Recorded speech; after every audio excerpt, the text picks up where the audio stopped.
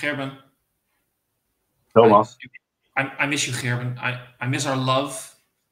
I miss cuddling. I miss your body. I miss your hugs. I just miss us, Gerben. I miss us. And it's been It's too been a long. long, long time.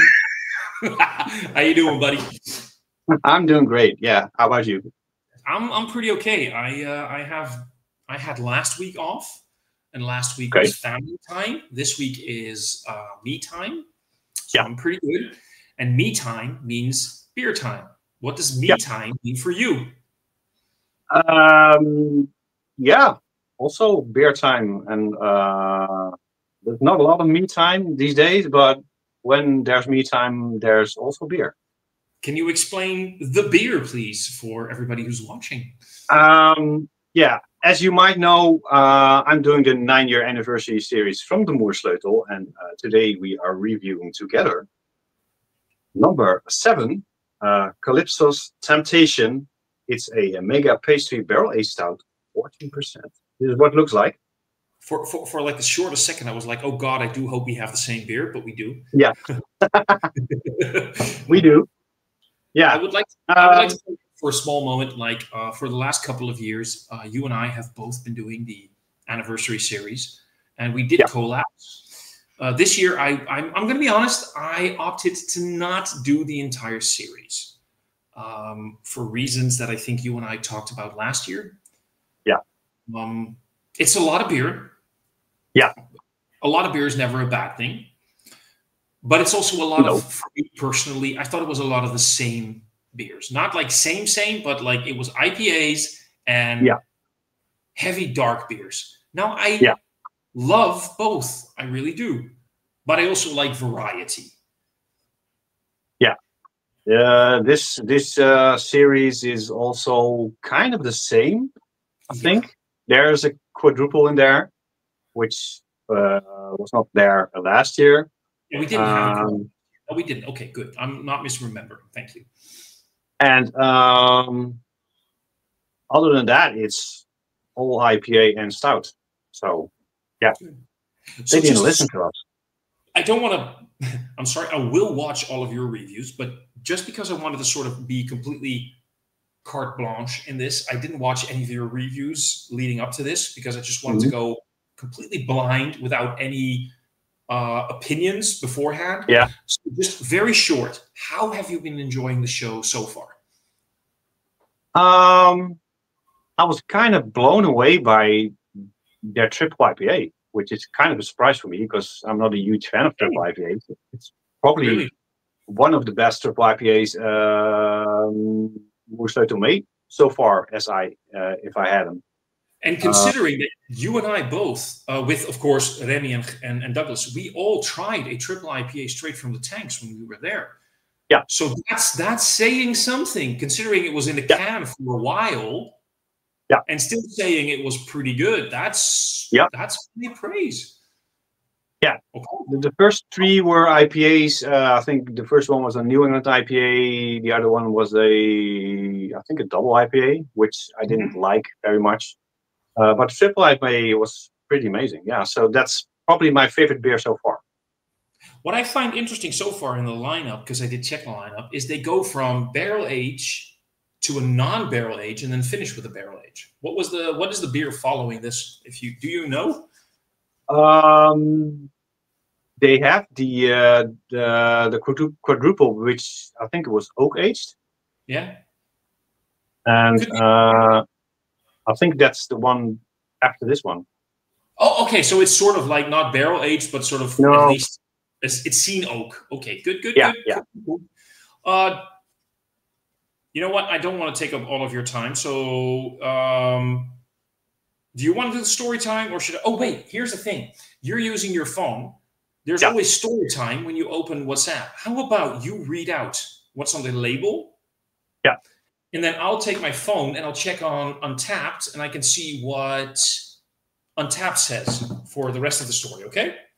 Yeah, we'll do. Cool. Go ahead. I'm going to just look up the beer, okay? Yeah. They don't do much story time anymore on the can, only ingredients. And so I'll read out the ingredients. which are water, barley, malt, rye, spelt, wheat, oats, vanilla, hops, and yeast. And here's the fun part. They specify the barrels. Triple grain American whiskey barrel aged stout with 3 types of vanilla beans. Barrels weather wheated, 50% of the blend. Nice. Sazerac rye whiskey, 20% of the blend, and Heaven Hill, which is 30% of the blend. Cool. So I got the story time right here on tap right now. Everything about this beer is luxurious, from the carefully selected whiskey barrels to the rare vanilla. Seductive, extravagant, and irresistible. This stout was aged in 3 American whiskey barrels, well wheated, sweet and smooth. I can explain a bit about wheated versus non-wheated bourbon later on. Okay, Sazerac rye, which is slightly smoky, and Heaven Hill, reliable and well balanced. To complete the temptation, we added vanilla from Madagascar, Papua New Guinea, and rare beans from the Comodo Islands, offering rich pastry-like depth with a hint of tobacco. Layers of creamy vanilla, warm whiskey notes, oak, and spice make this beer both complex and captivating. The stout is like Calypso herself, luxurious, enchanting, and nearly impossible to resist. There we go. So, very quickly, it mentioned wheated Weller. Yeah. Wheat, for those who are Dutch, tarwe. Wheat is, of course, a grain. Now, for a bourbon to be a bourbon, it needs to be at least 51% corn. If we're talking about a wheated bourbon, it means that the rest of the malt bill, so the other 49%, a lot of it, maybe all of it, doesn't really specify, will be wheat, which, like corn, gives it sweetness, but like with a Weizen or a Witbier or a wheat beer, it'll be a little bit more smooth, softer, pillowy. And when we're talking about rye whiskey, so the Sazerac rye means that the malt bill, the grains used for the whiskey, needs to be at least 51% rye, or for the Dutch people, rogge. So just to give you a little bit of more information on what's going on in terms of the barrels. Yeah. Have you ever heard of those 2 other barrels other than Heaven Hill? Because we all know Heaven Hill. Sazerac is something we sell. Weller is something we sell every now and then when we can get our hands on it. For those of you who don't know, I work in a bottle shop, so I do. Those are sort of my things that I know a little bit about. But yeah, we do sell it every now and then. I have to check if we sell Sazerac rye or Sazerac bourbon, but I believe we have Sazerac rye. But anyway, so yeah, there we go. It should be pretty okay from what I'm reading. And this is the biggest reason why I wanted this one. I only bought 1 beer from the series and I wanted something barrel aged. And the only reason I skipped the other one is because I believe it has more adjuncts in it, like tonka and things. Yeah. I kind of wanted something a little bit more basic bitch. Yeah. Sorry, but like in a good way, basic bitch. Like not too many adjuncts. So we'll see what this does. Can I ask you a question, Gerben? Yeah. Yeah, can we open the beer now? Yeah, sure. About damn time. Because I swear to God, it's because I have a holiday and I didn't have to work today. I swear to God, I didn't have any alcohol at all yet. Yeah, right. Yeah, so is yours like literal pitch black darkness? Oh yeah. I'm gonna do a picture for the gram, if you don't mind. You go show off. I'm gonna do a picture for the gram.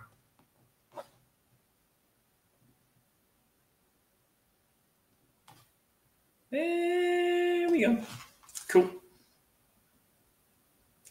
So yeah, that is no pun intended because they make this beer, but that literally is used spent motor oil. Yeah, probably. Yeah. How's your head doing? Not your head, but like the head of the beer. Completely gone. Really? Look at mine. Yeah. Interesting. Yeah. That is interesting because mine is frothy and like I need a spoon to sort of scoop it up like the foam on a proper cappuccino or like latte macchiato or something like that. That Yeah. is very nice. Hmm. Oh, you're sniffing already. Oh, I'm sniffing that. I'm sniffing. There we go.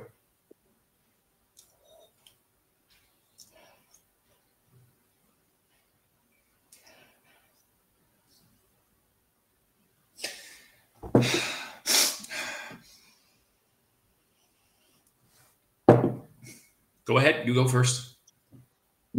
Definitely getting motor oil vibe. Yeah. It has a bit of that smokiness to it. Uh-huh. So I would like to point out not peat, like, because there's a difference between peat, P-E-A-T, like Yeah. peaty, which is turf in Dutch.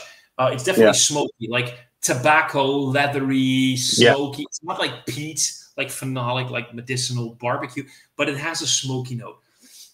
Yeah. It's very fucking rich on that vanilla. Yeah, yeah. Both Vanilla is from like, very prominent in it. but here's the thing: even though it has a lot of vanilla, and you can get like several types of American whiskey, let's just say for fun, you can get the barrel. It's not too heavy on the barrel. They're still No, beer. it's okay, but it's not it's not a smack in the face then. Yeah. I don't remember from the story time, and I don't remember from reading it on the barrel label, but it doesn't say how long it was aged, was it? No, it doesn't say. No, and it didn't say story time either. Either? No. Don't know why, but so Moersleutel has this thing where they basically make, with some exceptions, of course, they basically have 3 stout recipes. They have a 10%, a 12%, and a 14%. Yeah. And the 14% is basically the one that they always use for barrel aging. But they all have the same characteristics. And what I'm getting here is there's some coconut from the barrels. Like a lot of bourbons have, like, especially Heaven Hill has like this coconut vibe to it. But I'm getting something like, which we call Engels drop. Licorice. Licorice, yeah, but Engels drop is like slightly different. And there they call it licorice all sorts. And a lot of that licorice all sorts, Engels drop, has like this coconut vibe to it. Yeah. So it's not like just that, not just the coconut from like the Heaven Hill barrel, but definitely like that licorice all sort, Engels drop sort of like coconut thing going on. Yeah. And licorice itself.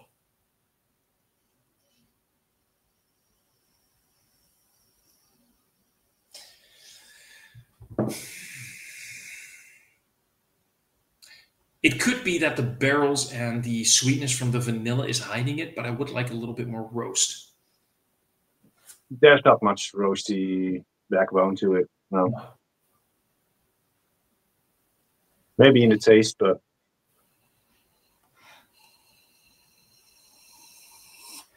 I mean, I'm not complaining.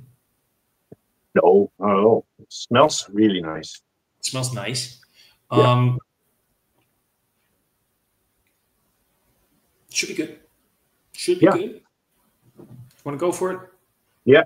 Cheers. Wait, here's what the English, the British, the Americans do. So you need to go get your glass. No, the other side. My side. A little bit towards you. Towards you. We need to do clinky. You know what I mean? But you need to go the other side, buddy. The other side. My side. Come here. Clink. What? From my perspective, you're over there. That's where you are. Where am I for you? Huh? Okay, well, clinky. It doesn't work, because if I do this, that's where you are. Yeah. Okay. Well, whatever. Cheers. Dude.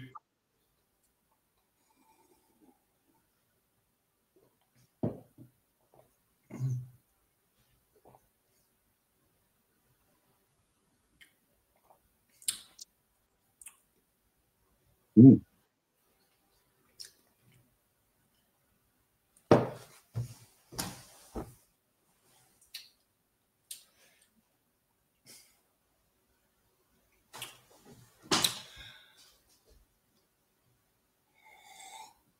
Oh, there's definitely not a roasty backbone to it. Sorry, what did you say? I'm definitely not getting that roasty backbone. No, I mean, like, well,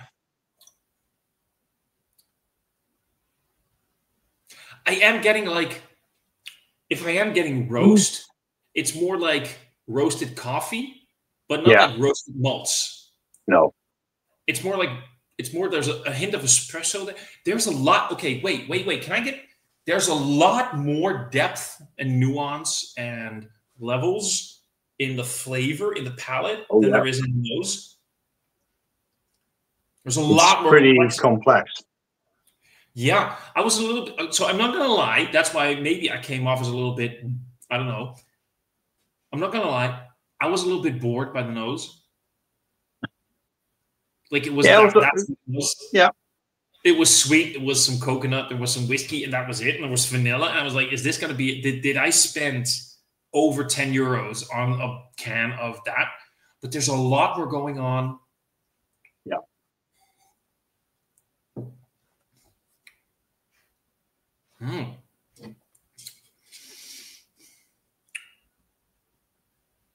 Okay, you can go first.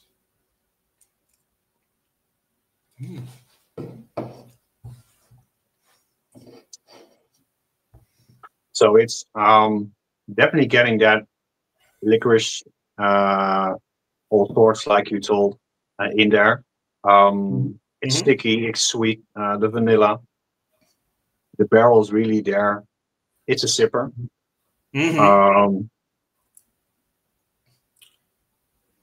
Yeah. This is really nice. I'm liking this. Yeah. Yeah. So on the palate, tasting it, it's much more fun than it is in the nose. Yeah. In the nose, it's a lot more basic.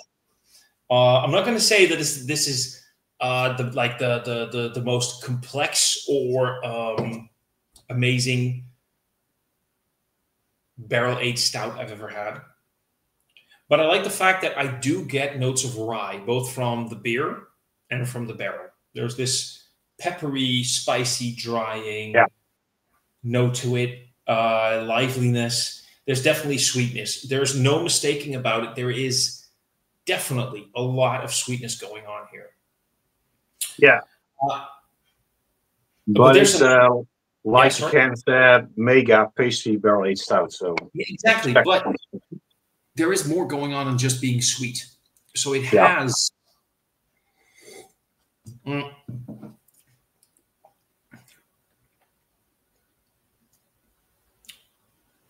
There's a slight nutty character to it. There is a roast note, but again, right now, maybe if it, because this is not something you finish in half an hour. Oh, I could finish it in half an hour. I'm not gonna finish it in half an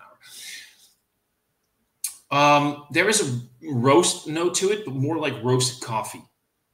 Like I said, like coffee beans, like not espresso, but going towards that dark roast, where maybe you get like a coffee that wasn't a coffee anymore, like a Starbucks coffee, where you get some caramel syrup in there, you get a little bit of vanilla in there, you get a little bit of like sort of like a Nutella thing going on, a little bit of sweetness like that, maybe a little bit creaminess from like some whipped cream or whatever.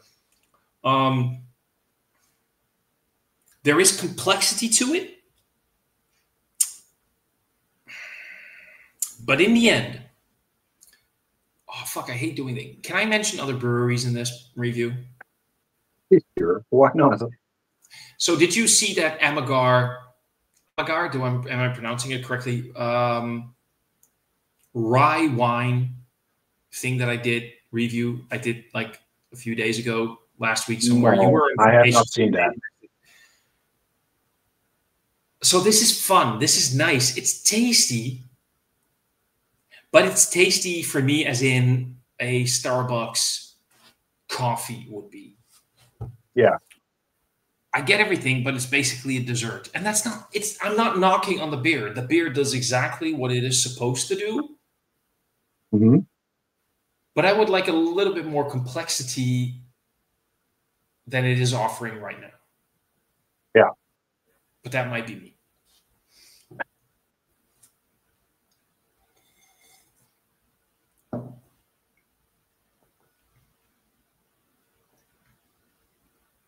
I like it though. It's fun. It's fun. It's Yeah. fun. It's fun. It's fun. It's a fun beer. It slightly has a like a tiny sour thing as well. I'm getting it at the end of the sip. I think I see what you mean. It's not big, but it's really. No. You're just trying to make me have another sip. That's what you're trying to do.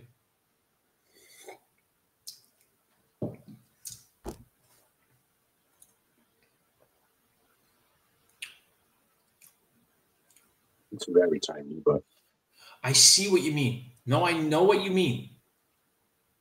I know what you mean, and I know what it is. Is that the barrel or? No, I think, well, there's an oaky, there might be an oaky astringent note to it, but what I'm mostly getting is like sort of like this raspberry, red fruits, slight acidic component to it, which isn't necessarily the beer being acidic, like an acid, but it has the flavor profile of slightly acidic. So if you ever get like a good Kool-Aid, where you get like a nice raspberry Kool-Aid or something, it will be sweet, but it will have like this soft, like tingle in the back of your throat. Yeah.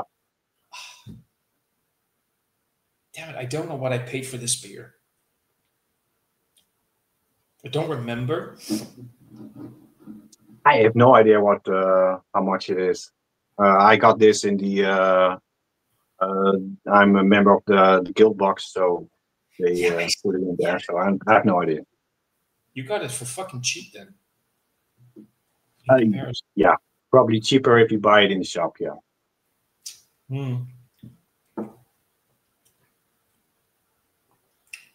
I like it though. Yeah, it's very nice. Yeah. I'm not gonna lie. I'm still a Moorsleutl fan. Yeah.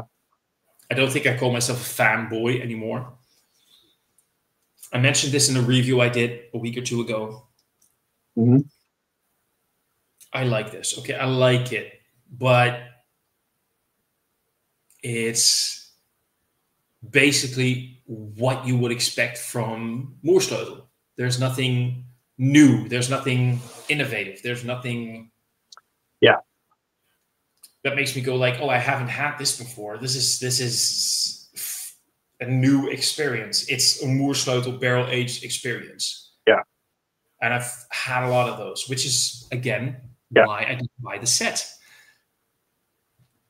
Moorsleutl is doing blonde ales these days. They're doing wit beers. They did a lager once. They're doing bock beers. They're doing so many different kinds of things. They've fooled around with Belgian yeast in triple IPAs. And I like that. So why do they feel the need to just do IPAs and strong dark ales, stouts, quadruples, whatever in there? I would love if the 10th anniversary is like a lager and a wit beer and a Weizen and like a proper, you know what I would like to do if Moorsleutl sees this, I would like to challenge them for, if you want me to buy the next anniversary set as a set, go big or go home. Do a Calvados barrel-aged classic Belgian style triple. Yeah. Go big or go home. Fuck off with your stouts. I know you can do stouts on bourbon barrels, but give me a Calvados barrel-aged triple. Not triple IPA. Don't fuck around. Go big or go home, Moorsleutl. Dare to be different. They just need to step out of their comfort zone, because make I don't know, make pilsners, make Maybe Pilsner. classic German styles, whatever. I don't know. They Just didn't they try once something else. yeah, didn't they once do like a Schwarzbier for like an Advent or like a Eureka set or whatever? Didn't they once do a Schwarzbier?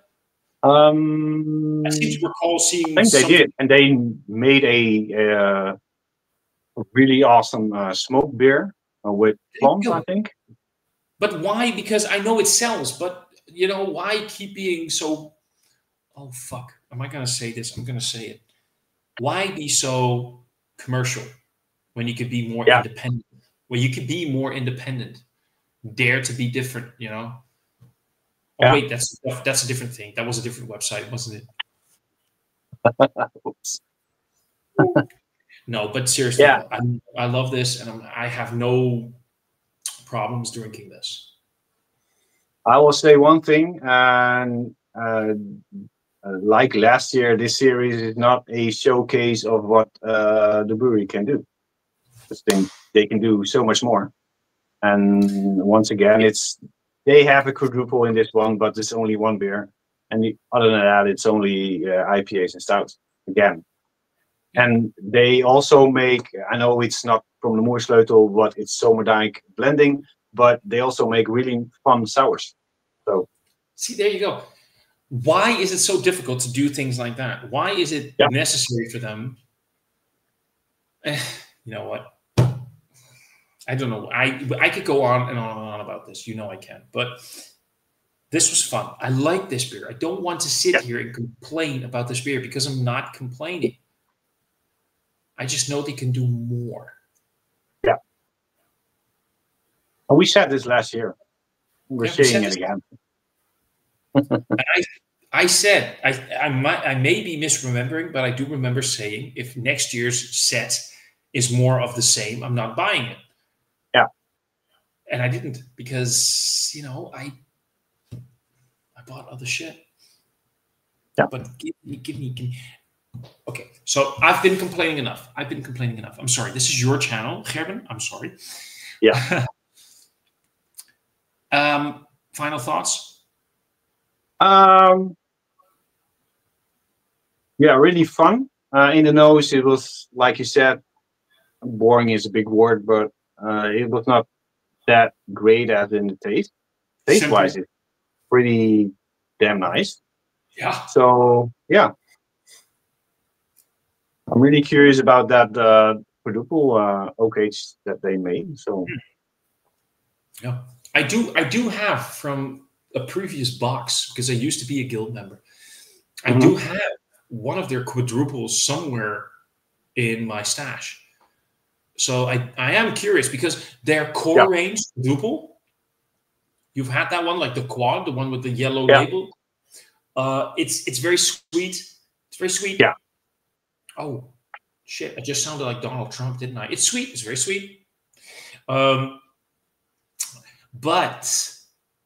I do like it. I do like that beer. It could be a little bit more roasty bitterness, but that is a fun beer. And if Moersleutel did more with that base beer on fun barrels or whatever, I would be very psyched about what they can do.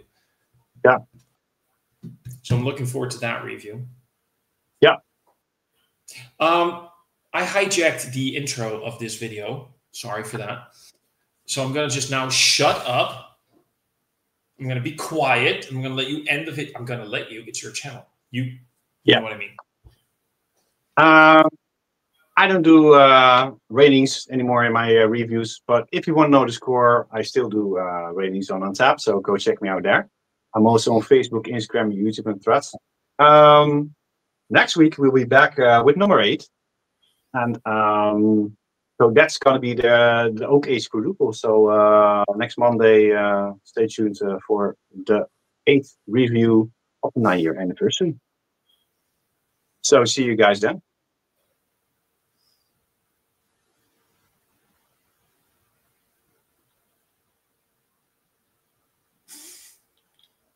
Can I talk now? Can I say something?